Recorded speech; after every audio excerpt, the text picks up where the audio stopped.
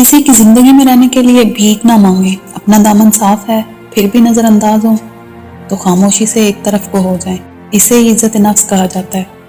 آپ کی زندگی میں قدم رکھنے والے ہر شخص کا کوئی نہ کوئی سبب ضرور ہوتا ہے۔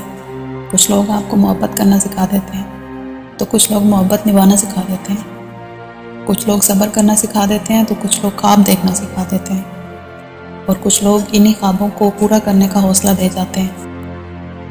جس نے نبھانا ہوتا ہے وہ ہزار غلطیوں کو بھی معاف کر دیتا ہے، لیکن جس نے نہیں نبھانا ہوتا وہ ایک غلطی کو بھی بہانہ بنا کر آپ کو چھوڑ سکتا ہے۔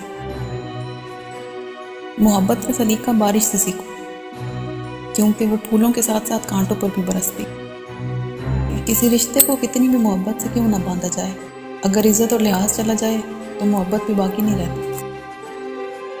ٹینشن، بے چینی اور ڈپریشن تب ہوتے ہیں جب ہم دوسروں کو خوش کرنے کے لیے اپنی زندگی گزار رہے ہوتے ہیں۔